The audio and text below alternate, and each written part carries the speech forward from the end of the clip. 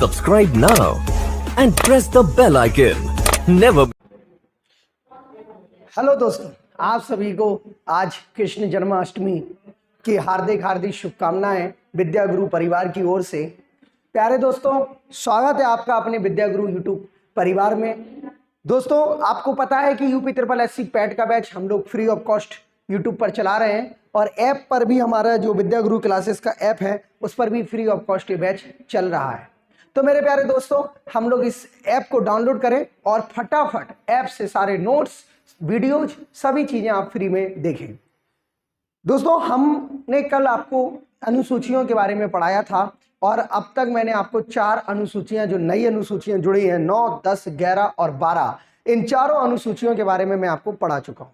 अब मैं आपको अनुसूचियां का भाग 2 स्टार्ट कर रहा हूं, अर्थात वो अनुसूचियां जो हमारे संविधान में यानी मूल संविधान में अनुसूचियां थी, अब उनकी हम बात करते हैं। हमारे मूल संविधान की जो अनुसूचियां हैं उनकी अगर हम बात करें तो मूल संविधान की अनुसूचियों में कौन कौन सी अनुसूचियां आती हैं, तो सबसे पहली आती है हमारी अनुसूची नंबर 1। अनुसूची नंबर 1, अनुसूची नंबर 1 कहती है name of state and union territory of India, अर्थात भारत और उसके राज्य तथा केंद्र शासित प्रदेशों के नाम। भारत और उसके राज्य तथा केंद्र शासित प्रदेशों के नाम। तो आप जानते हैं कि जब हमारा देश आजाद हुआ तो भारत में 14 राज्य और 6 यूटी थे। यूटी का मतलब यहाँ यूनियन टेरिटरी यानी केंद्र शासित प्रदेश से है। इसके अलावा जब 14 राज्य और 6 यूटी थे तो हमारा जो 15वां राज्य बना वो गोवा बना, 15वां राज्य हमारा गुजरात बना और गुजरात जो है वो 1962 के तहत बनाया गया। इसके बाद हमारा जो 25वां राज्य था, 25वां राज्य वो हमारा गोवा बनाया गया। और अगर हमारा 26वें राज्य की बात कर लें तो 26वां राज्य आपको मैंने कल बताया था कि हमारा उत्तराखंड बनाया गया और 27वां राज्य जो बनाया गया वो हमारा छत्तीसगढ़ बनाया गया, छत्तीसगढ़ बनाया गया। और अगर हम बात करें 28वें राज्य की तो 28वां राज्य हमारा झारखंड बनाया गया। और 29वें राज्य की हम बात कर लें तो 29वां राज्य हमारा तेलंगाना बनाया गया। और इस तरीके से मैंने आपको बताया था कि जम्मू कश्मीर को राज्य की श्रेणी से हटाकर केंद्र शासित प्रदेश बना दिया। तो वर्तमान में हमारे पास 28 राज्य हैं और 8 हमारे पास केंद्र शासित प्रदेश है, केंद्र शासित प्रदेश है। वर्तमान में हमारे पास 28 राज्य हैं और 8 केंद्र शासित प्रदेश हैं। तो इस तरह से हमारी अनुसूची नंबर 1 कहती है भारत और उसके राज्य एवं केंद्र शासित प्रदेशों के नाम। 14 राज्य, 15वां राज्य, 25वां राज्य, 26वां राज्य, 27वां राज्य, 28वां राज्य, 29वां राज्य। तो मेरे प्यारे भाइयों बहनों, इसको आपको याद करना है। याद करने का मतलब है गोवा से क्वेश्चन, गुजरात से क्वेश्चन आ सकता है, गोवा से क्वेश्चन आपका आ सकता है। अब हमारी अनुसूची नंबर 2 क्या कहती है? अनुसूची नंबर 2 कहती है विभिन्न पदाधिकारियों के स्क्रीनशॉट ले लीजिए आप, एक एक अनुसूचियां आपको बताई जाएंगी। तो अनुसूची नंबर 2 कहती है हमारी विभिन्न पदाधिकारियों के वेतन और भत्ते, विभिन्न पदाधिकारियों के वेतन और भत्ते। अनुसूची नंबर 2 कहती है, अनुसूची नंबर 2 कहती है कि विभिन्न पदाधिकारियों के वेतन और भत्ते। अब विभिन्न पदाधिकारियों के वेतन और भत्ते का मतलब क्या है? जैसे आप जानते हैं प्रेसिडेंट यानी हमारे देश में एक राष्ट्रपति होता है, इसका भी अपना एक वेतन होता है 5 लाख रुपया, उसके भत्ते होते हैं। दूसरा हो गया हमारा उपराष्ट्रपति, ये भी एक पदाधिकारी है, इसके भी अपने वेतन और भत्ते होते हैं। तीसरा यहाँ सुप्रीम कोर्ट का आप चीफ जज ले लीजिए, सुप्रीम कोर्ट के आप अदर जज ले लीजिए, सुप्रीम कोर्ट के अलावा आप यहाँ पर आ जाइए तो अटॉर्नी जनरल ले लीजिए। अटॉर्नी जनरल के अलावा आपका सॉलिसिटर जनरल आ जाएगा, सॉलिसिटर जनरल ले लीजिए आप। इसके अलावा और भी पदाधिकारी हमारे पास हैं, जैसे यूपीएससी का अध्यक्ष हो जाएगा, यूपीएससी का चेयरपर्सन, ठीक है, यूपीएससी का अध्यक्ष यहाँ लिख लेंगे हम, और ईटीसी। तो विभिन्न पदाधिकारियों के वेतन और भत्तों का मतलब होता है कि इनके वेतन और भत्ते हमारी अनुसूची 2 में शामिल किए गए। इनके वेतन और भत्ते अनुसूची नंबर 2 में शामिल किए गए तो सारी की सारी चीजें हमारी अनुसूची नंबर 2 के तहत आएंगी। यानी हमारी जितनी भी अनुसूची 2 कहती है कि पदाधिकारियों के वेतन और भत्ते का मतलब हो गया कि इनके हम कितने वेतन भत्ते रखेंगे, और इन सबको जो वेतन होगा वो भारत की संचित निधि से आएगा।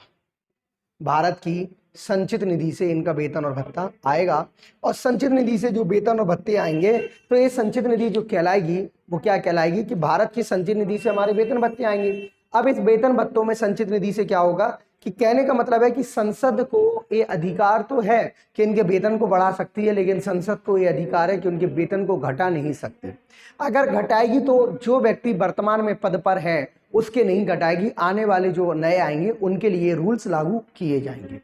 कहने का मतलब हमारा ये है कि अगर हमारे आज हमारे देश की राष्ट्रपति श्री द्रौपदी मुर्मू जी हैं, अब मान लीजिए हमारे देश की सरकार को लगा कि राष्ट्रपति का वेतन 5 लाख रुपया है, इसको घटा के 4 लाख रुपए कर दिया जाए, तो 4 लाख रुपए कर तो दिया जाएगा, लेकिन ये द्रौपदी मुर्मू जी के लिए नहीं होगा। आने वाले समय में जो नया राष्ट्रपति आएगा उस पर ये रूल्स लागू किया जाएगा।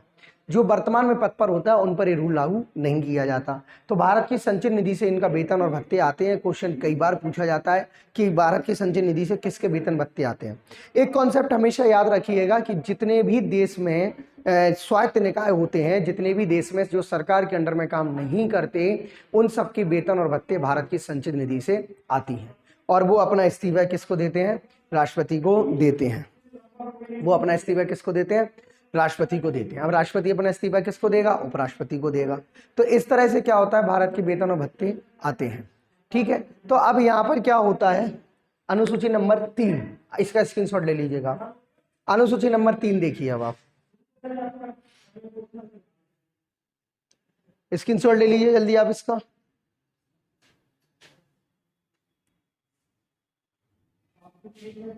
अब अनुसूची नंबर 3 देखिए आप। अनुसूची नंबर 3 क्या कहलाती है? अनुसूची नंबर 3 कहती है कि विभिन्न पदाधिकारियों की शपथ, विभिन्न पदाधिकारियों की शपथ, यानी भारत के संविधान में यह अधिकार दिया गया है कि जितने भी हमारे देश में व्यक्ति हैं उनको शपथ लेने का काम किया गया। ये अनुसूची नंबर 3 में कहा गया। सीधे सीधे क्वेश्चन आते हैं कौन सी अनुसूची किससे रिलेटिव है, तो आपको सीधे सीधे लगाना है। ये मूल संविधान की है, इस समय इसमें कोई संशोधन के तहत नहीं जोड़ी गई, ना कोई रूल्स के तहत इसको जोड़ा गया। तो मेरे दोस्तों, अनुसूची नंबर 3 में कहा गया विभिन्न पदाधिकारियों की शपथ। तो विभिन्न पदाधिकारियों की शपथ में जैसे आपका राष्ट्रपति है, भाई इसकी अपनी एक शपथ होती है। राष्ट्रपति क्या लेता है? शपथ लेता है। ठीक, इसके बाद उपराष्ट्रपति क्या लेता है? शपथ लेता है। राष्ट्रपति क्या लेता है? शपथ लेता है। उपराष्ट्रपति क्या लेता है? शपथ लेता है। तो इस तरीके से हमारा सुप्रीम कोर्ट का जज क्या है? शपथ लेता है। चीफ जज हो तो भी शपथ लेगा, अदर जज हो तो भी शपथ लेगा। तो इनकी सबकी क्या है? शपथ के बारे में बात कही। तो विभिन्न पदाधिकारियों की जो है वो शपथ अनुसूची नंबर 3 में कही गई। तो दोस्तों, पहली अनुसूची है भारत के राज्य और उनके नाम, केंद्र शासित प्रदेश। दूसरी अनुसूची उनके वेतन भत्तों से है, और तीसरी अनुसूची क्या है? शपथ से है। तीसरी अनुसूची क्या है? शपथ से है। चौथी अनुसूची जो सबसे ज्यादा इंपॉर्टेंट है, वो एग्जाम में पूछी गई है, एनटीपीसी मेंस में, एनटीपीसी प्री में पूछी गई थी चौथी अनुसूची। तो बताते हैं आपको चौथी अनुसूची क्या कहलाती है। स्क्रीनशॉट ले लीजिए, आप इनका लेते जाइए और अपना नोट्स बनाइए, खुद हाथ से नोट्स बनाइए। बाकी आपको सारे नोट्स हमारे ऐप पर मिल जाएंगे, विद्या गुरु क्लासेस ऐप।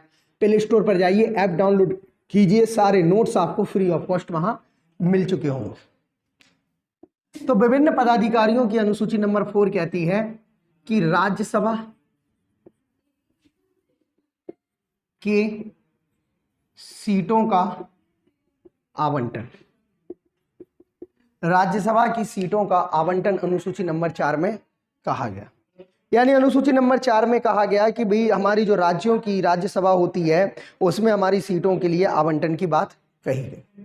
तो राज्यसभा में सीटों के आवंटन की बात क्या कही गई? राज्यसभा में सीटों के आवंटन की अगर हम बात करें तो इसका आधार 1971 को माना गया। इसका आधार किसको माना गया? 1971 को इसका आधार माना गया। राज्यसभा को 1971 का आधार माना गया। इसमें यूपी में 31 सीटें हैं। सबसे ज्यादा राज्यसभा की यूपी में सीटें हैं। ये क्वेश्चन कई बार पूछा जाता है, सबसे ज्यादा राज्यसभा की सीटों की संख्या बताइए, तो आप आंसर लगाएंगे यूपी। यूपी में राज्यसभा की 31 सीटें, आधार वर्ष 1971 का माना गया। तो राज्यसभा की जो सीटें होती हैं वो जनसंख्या के आधार पर मानी जाती हैं। जनसंख्या के आधार पर राज्यसभा की सीटों को रखा गया है। तो 1971 को आधार वर्ष मानकर राज्यसभा की सीटों का आवंटन किया गया और ये सारा का सारा आकलन जनसंख्या के आधार पर किया गया। अब जो हमारी राज्यसभा की सीटें हैं, अच्छा यूपी में लोकसभा की सीटें कितनी हैं? एक क्वेश्चन तो लेखपाल में ही पूछा गया था। ऐसे पूछा गया था कि सबसे कम लोकसभा की सीटें कहाँ हैं? तो सबसे कम लोकसभा की सीटें जो हैं वो आपकी सिक्किम में हैं, क्योंकि जहां जितनी जनसंख्या कम वहां उतनी सीटें कम, जहां जितनी जनसंख्या ज्यादा वहां उतनी सीटें ज्यादा। तो यूपी में लोकसभा की सीटें हैं 80, और लोकसभा की सिक्किम में सीटें हैं 1। जहां जितनी जनसंख्या कम वहां उतनी सीटें कम, जहां जितनी जनसंख्या ज्यादा वहां उतनी सीटें ज्यादा। अब यूपी की जनसंख्या लगभग 19 करोड़ के लगभग है, तो यहाँ सीटें ज्यादा हैं। सिक्किम की जनसंख्या 6 लाख है, तो यहाँ सीटें कम है। सिंपल है, जहां जितनी जनसंख्या ज्यादा वहां उतनी सीटें ज्यादा, जहां जितनी जनसंख्या कम वहां उतनी सीटें कम। तो राज्यसभा की सीटों का आवंटन 1971 के आधार पर किया गया। अब परिसीमन आयोग 1971 में बैठा था।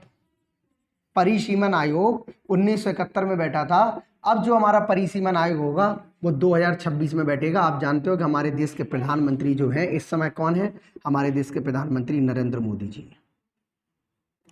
नरेंद्र मोदी जी का एक ड्रीम प्रोजेक्ट है जिसको बोला गया सेंट्रल विस्टा प्रोजेक्ट। एक ड्रीम प्रोजेक्ट है इनका सेंट्रल विस्टा प्रोजेक्ट, जिसके तहत नई संसद भवन बनाई जा रही है। मेरे दोस्तों, ये नई संसद भवन इसलिए बनाई जा रही है क्योंकि 2026 में हमें एक नया परिसीमन आयोग बिठाना है। अब जो परिसीमन आयोग बैठेगा, इस परिसीमन आयोग का काम क्या होगा कि दोबारा जनसंख्या का निर्धारण किया जाएगा, दोबारा जनसंख्या का आकलन किया जाएगा और सीटों का बंटवारा किया जाएगा। जब सीटों का हम बंटवारा करेंगे तो इससे क्या होगा? सीटों का बंटवारा करने के बाद इससे ये होगा कि हमारे पता लगा कि एक क्षेत्र से कई सांसद बढ़ जाएंगे। जैसे दिल्ली से मान लो सांसदों की संख्या बढ़ जाए। जैसे मैं कुछ सीटें आपको बताता हूँ, जैसे उरई और भोगनीपुर 1 सीट है, झांसी ललितपुर 1 सीट है। तो अब 2 जिले हैं, सीट 1 है। तो इनको बंटवारा किया जाएगा, इन सीटों का क्या किया जाएगा? बंटवारा किया जाएगा, क्योंकि जनसंख्या अब बहुत बढ़ चुकी है इन क्षेत्रों की, लेकिन हम आज भी 5 लाख की जनसंख्या पर एक सांसद बना रहे हैं। तो जब जनसंख्या बहुत बढ़ गई और आज भी हम 5 लाख की जनसंख्या पर एक सांसद बना रहे हैं, तो कहीं ना कहीं विकास पर चोट पहुंच पा रही है, विकास हम कर नहीं पा रहे हैं। तो अब हमारा जो परिसीमन आयोग होगा सेंट्रल विस्टा प्रोजेक्ट के तहत, उस पर क्या किया जाएगा कि हमारे सांसदों की संख्या बढ़ा दी जाएगी और आबादी की संख्या बढ़ा दी जाएगी। अब आप इसका स्क्रीनशॉट ले लीजिए, इसका फटाफट स्क्रीनशॉट ले लीजिए। अब यहाँ पर क्या किया जाएगा कि स्क्रीनशॉट ले लीजिए, बहुत इंपॉर्टेंट है। अब हम बात करते हैं अनुसूची नंबर 5 की।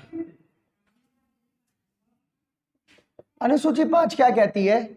अनुसूची 5 कहती है कि हमारे जो अनुसूचित क्षेत्र हैं, अनुसूचित जनजाति, अनुसूचित जाति के क्षेत्रों का प्रावधान,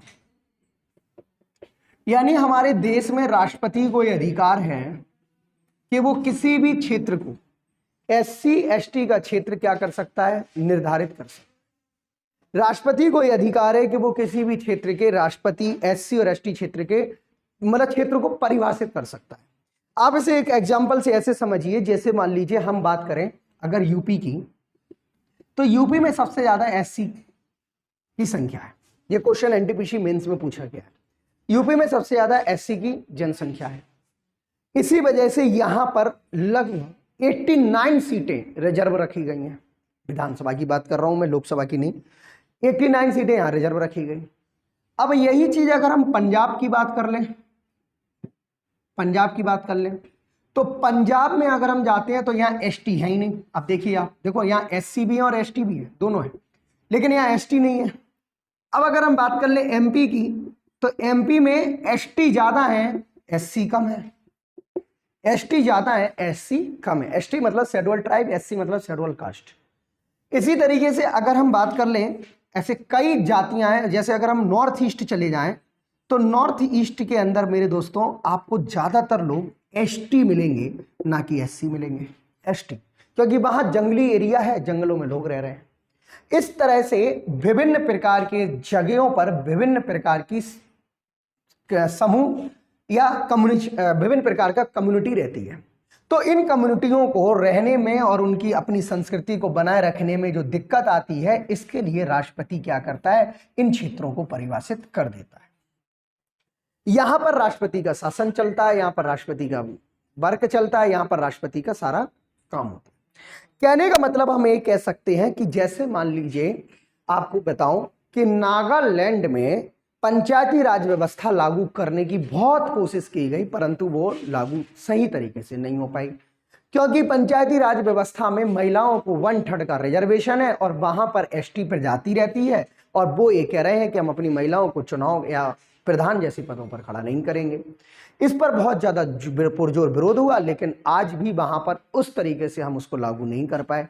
तो कहने का मतलब यही है कि एससी जनजाति और एसटी जनजाति के लिए राष्ट्रपति चाहे तो किसी भी क्षेत्र को प्रावधान कर सकता है, और इसलिए भी करना पड़ता है क्योंकि आज भी मेन स्ट्रीम से, विकास की राह से ये दो जातियां या दो कम्युनिटी कटी हुई हैं।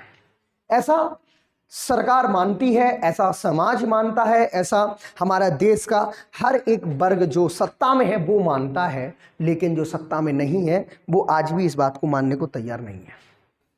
तो मेरे दोस्तों, इस तरीके से एससी अनुसूची 5 यानी शेड्यूल जो हमारी शेड्यूल 5 है वो क्या कहती है, इन लोगों के लिए प्रावधान का बात कही गई। लेकिन शेड्यूल 6 में भी यही चीज है। देखो शेड्यूल 6 में भी यही चीज है, थोड़ा सा घुमा के उन्होंने किया। शेड्यूल 6 में उन्होंने कहा कि विशेष प्रशासनिक क्षेत्र बनाए जाएंगे। शेड्यूल 6 में कह रहे हैं कि विशेष प्रशासनिक क्या बनाए जाएंगे, क्षेत्र बनाए जाएंगे। अब विशेष प्रशासनिक क्षेत्र बनाए जाएंगे, तो भैया विशेष प्रशासनिक क्षेत्र कहां है, इस समय कहां बनाए गए, तो विशेष प्रशासनिक क्षेत्र भारत के 4 राज्य बने हुए हैं।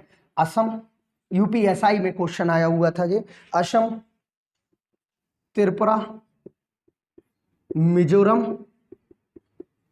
और मेघालय। क्वेश्चन यूपीएसआई में ऐसे पूछा गया था कि जो अनुसूची नंबर 6 में कौन सा स्टेट नहीं आता, अनुसूची 6 में कौन सा स्टेट नहीं आता, ये यूपीएसआई में पूछा गया था। 3 स्टेट यहां दे दिए थे, ऑप्शंस में मणिपुर दे दिया गया था, तो मणिपुर उसका आंसर गलत था, मेघालय सही था। तो मेरे दोस्तों, यूपीएसआई का ये क्वेश्चन है, इंपॉर्टेंट क्वेश्चन है एग्जाम में। देखो कभी भी कोई भी क्वेश्चन जो होता है वो पहले अपर लेवल में बनता है, फिर बाद में लो लेवल तक आते हैं। तो ये क्वेश्चन आपके पेट में और रेलवे ग्रुप डी में आ सकता है। और आपको अगर मैं बता दूं कि आज आप मेरी वीडियो अगर देख रहे हैं तो ये 2-3 दिन के अंदर ये क्वेश्चन आपको ग्रुप डी के अंदर मिल जाएगा किसी ना किसी सेट में, और आप इस बात को देख लीजिएगा, बिल्कुल मिलेगा आपको ये क्वेश्चन। विशेष प्रशासनिक क्षेत्र असम, त्रिपुरा, मिजोरम या मेघालय में पड़ रहा है। अब अनुसूची नंबर 7 क्या कहती है हमारी, तो शेड्यूल नंबर 7 कहता है, शेड्यूल नंबर 7 कहता है कि सूचियां बनाना, मतलब हमारी 4 शेड्यूल नंबर 7 में 3 प्रकार की सूचियां हैं। पहली है समवर्ती सूची, पहली है समवर्ती सूची, दूसरी है हमारी राज्य सूची, वैसे पहली तो हमारी संघ सूची है, संघ सूची, दूसरी है राज्य सूची और तीसरी है हमारी समवर्ती सूची।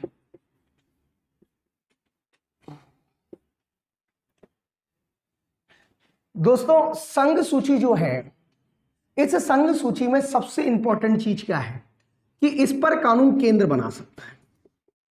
इन पर कानून कौन बना सकता है, केंद्र बना सकता है।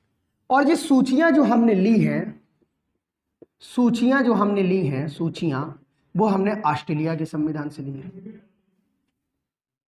सूचियां जो हमने ली हैं वो हमने कहां से ली हैं, ऑस्ट्रेलिया के संविधान से ली है। तो इस तरह से क्या होता है, हमारा कानून यानी केंद्र सूची होती है, राज्य यानी हमारी राज्य सूची होती है। इस पर कानून बेटा राज्य बना सकता है, राज्य बना सकता है, और समवर्ती सूची पर कानून हमारा केंद्र और राज्य बना सकता है। केंद्र और राज्य दोनों मिलकर समवर्ती सूची पर क्या बना सकते हैं, कानून बना सकते हैं।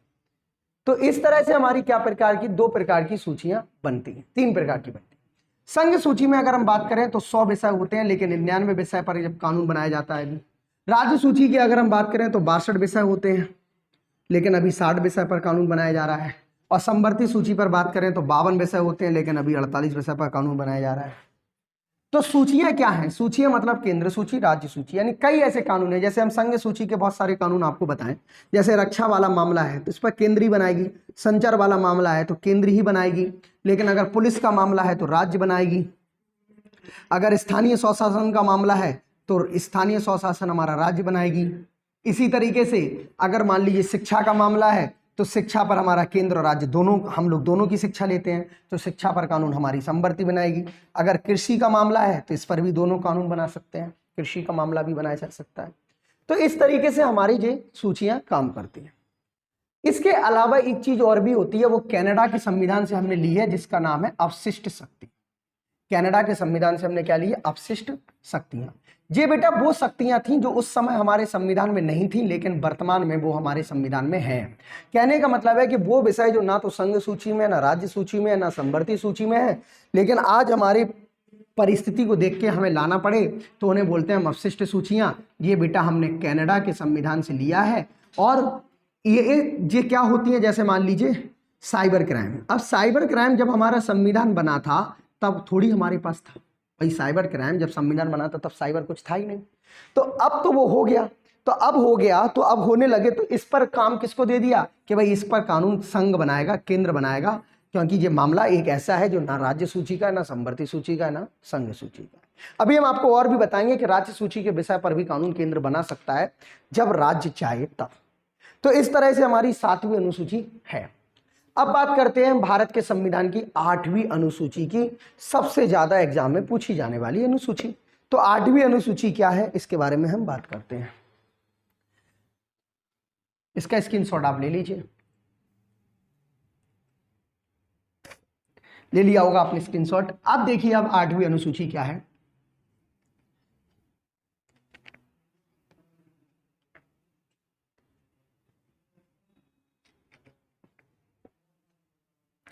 अगर हम बात करें 8वीं अनुसूची की, 8वीं अनुसूची, तो इसमें क्या है कि 22 भाषाएं, 22 भाषाएं। 8वीं अनुसूची में हमारी टोटल भाषाएं कितनी आती हैं, 22 भाषाएं आती हैं, यानी भाषा संबंधी सारे प्रावधान इस पर किए गए। भाषा संबंधी प्रावधान, तो इसमें भाषा संबंधी प्रावधान कौन कौन से हैं उसके बारे में हम बात करते हैं। तो सबसे पहले हमारी आई थी असमी भाषा, असमी भाषा। दूसरे नंबर पर हमारी है इसमें बंगाली भाषा, बंगाली भाषा। फिर है हमारी गुजराती भाषा, फिर है हमारी हिंदी भाषा। चौथी है हमारी, चौथी हो गई, 5वीं है हमारी कन्नड़, कश्मीरी। इसके बाद आती है हमारी मलयालम, मलयालम। फिर आती है हमारी मराठी। फिर 9वें नंबर की भाषा आती है हमारी उड़ीसा, पंजाबी, संस्कृत, तमिल। इसके बाद आती है हमारी यहाँ पे तेलुगु, और 13वीं आती है हमारी तेलुगु, तमिल हो गई, तेलुगु हो गई। इसके बाद उर्दू, ये 14वीं भाषा है उर्दू। 13वीं जो है, 14वीं जो है, 14वीं। तो शुरुआत में हमारे संविधान में 14 भाषाएं थी। शुरुआत में हमारे संविधान में कितनी भाषाएं थी, 14 भाषाएं थी। लेकिन मैंने बताया कि वर्तमान में तो 22 है, वर्तमान में तो 22 भाषाएं, असमी है, बंगाली, गुजराती, हिंदी, कन्नड़। अच्छा, असमी असम में बोली जाती है, असमी असम में बोली जाती है। बंगाली बंगाल में बोली जाती है, गुजराती गुजरात में बोली जाती है, हिंदी उत्तर भारत में बोली जाती है, नॉर्थ इंडिया लिख लेते हैं यहाँ पर हम, कन्नड़ कन्नड़ कन्नड़ कन्नड़ कर्नाटक में बोली जाती है, कश्मीरी कश्मीर में बोली जाती है, मलयालम केरल, मराठी महाराष्ट्र, उड़ीसा ओडिशा में, पंजाबी पंजाब, संस्कृत उत्तराखंड की भाषा है, बोली जाती है उत्तर भारत में, तमिल तमिलनाडु में बोली जाती है। इसके अलावा तेलुगु आंध्र प्रदेश में बोली जाती है, आंध्र, कई लोग इसे अरुणाचल प्रदेश समझ लेते हैं, आंध्र प्रदेश। उर्दू उत्तर प्रदेश की सेकंड भाषा है, द्वितीय भाषा उत्तर प्रदेश की उर्दू है, बोली उत्तर भारत में जाती है। तो इस तरह से हमारी 14 भाषाएं यहाँ पर आपको दिखाई पड़ती हैं। अब अगर हम बात करें कि सर 15वीं भाषा कौन है, तो 15वीं भाषा जो है हमारी वो 21वें संविधान संशोधन 1967 में लाई गई थी। यानी 15वीं भाषा जो है वो हमारी 21वें संविधान संशोधन 1967 में इसको लाया गया। और 21वें संविधान संशोधन 1967 में जब इसको लाया गया तो यहाँ पर क्या इंपॉर्टेंट देखने को मिला कि एक भाषा थी सिंधी, जिसको हमने 15वीं भाषा का नाम दिया। इसके बाद हमारा 71वां संविधान संशोधन आया, 71वां संविधान संशोधन। तो इस तरीके से जो हमारा 71वां संविधान संशोधन था ये 1992 में आया। 71वां संविधान संशोधन, 71वां संविधान संशोधन ये 1992 में आया और इसमें 3 भाषाएं जोड़ी गई। 15वीं सिंधी है तो 16वीं इसमें नेपाली जोड़ी गई और 17वीं इसमें कोंकणी जोड़ी गई और 18वीं इसमें आपका मणिपुरी जोड़ी गई। ये मणिपुरी यहाँ लिख लो, 17वीं हो गई है, मणिपुरी इसमें जोड़ी गई और 18वीं इसमें कोंकणी जोड़ी गई, कोंकणी जोड़ी गई। इसके बाद फिर हमारा अगला 92वां संविधान संशोधन आया। भाई 92 संविधान संशोधन हमारा कब आया, ये 2003 में आया। 52वां संविधान संशोधन आया। तो 52वां संविधान संशोधन जो 2003 में आया इसमें हमारी 4 भाषाएं हैं, यानी 19वीं भाषा आई हमारी इसमें मैथिली, मैथिली। इसके बाद हमारी बोडो, बोडो जो आई वो हमारी 20वीं आई और 21वीं जो भाषा आई हमारी वो आई डोगरी, डोगरी। और 22वीं जो भाषा आई वो आई हमारी संथाली,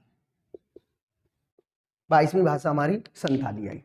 तो इस तरीके से हमारी सारी भाषाएं यानी 22 की 22 हो गई। इंपॉर्टेंट क्वेश्चन यहाँ से ये बनता है कि 15वीं भाषा कौन सी जोड़ी गई, सिंधी, और अंतिम भाषा कौन सी जोड़ी गई, संथाली। अब अगर हम बात कर लें कि कौन सी कहाँ पर बोली जाती हैं, तो देखो ये सिंधी भाषा बेसिक तौर पर पंजाब हरियाणा में बोली जाती है, पंजाब हरियाणा में बोली जाती है।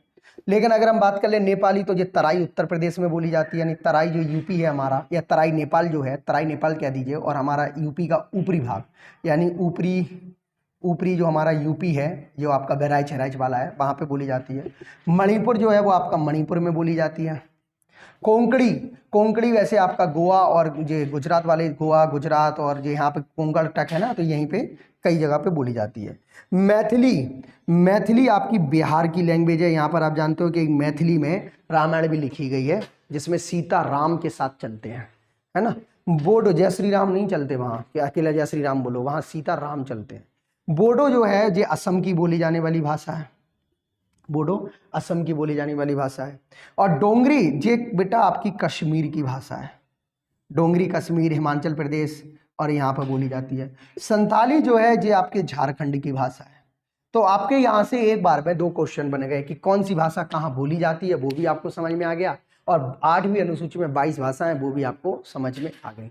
आपको याद रखना है कि 21वें संविधान संशोधन 1967 में ये भाषा आई थी जिसका नाम था सिंधी पंजाब हरियाणा में। 71वें संविधान संशोधन 1992 में नेपाली मणिपुरी और कोंकणी आई और 92वें संविधान संशोधन 2003 में मैथिली, बोडो, डोंगरी और संथाली आई। तो दोस्तों आपने आज पूरी अनुसूचियां पढ़ ली हैं, 8 मैंने आपको यहाँ बता दी हैं और 9, 10, 11, 12 मैं आपको पहले की वीडियो में बता चुका हूँ, क्योंकि वो हमारी नई जुड़ी थी इसलिए मैंने पहले उन पर काम किया, फिर मूल संविधान की मैंने अनुसूचियां आपको बाद में बताई। तो दोस्तों कैसा लगा आपको हमारा ये वीडियो, कमेंट बॉक्स में जरूर बताइएगा। दबा के लाइक करें, सब्सक्राइब करें, शेयर करें। सिलेक्शन आपका, जिम्मेदारी हमारी। और प्ले स्टोर पर जाकर मेरे विद्या गुरु क्लासेस ऐप को डाउनलोड करना ना भूलें, कहीं आप चूक ना जाएं, क्योंकि अभी 10% का ऑफ चल रहा है। आप किसी भी बैच को ज्वाइन करते हैं, बैच लेते हैं, तो आपको वहां पर 10% की छूट मिलेगी। और मेरे प्यारे दोस्तों, एक चीज और भी आपको मैं बताना चाहूंगा कि हमारे टेलीग्राम से आप जुड़िए, सारे नोट्स आपको वहां मिल जाएंगे। आप हमारे ऐप डाउनलोड करिए, वहां पर आपको सारे नोट्स मिल जाएंगे। तो UP SSC का पैड के बैच में मोटी रकम ऑफलाइन क्लासेस में खर्च ना करके ऑनलाइन आइए हमारे साथ, हम आपके साथ। सिलेक्शन आपका, जिम्मेदारी हमारी। जय हिंद, जय भारत, जय संविधान। वोट बिगाड़ो।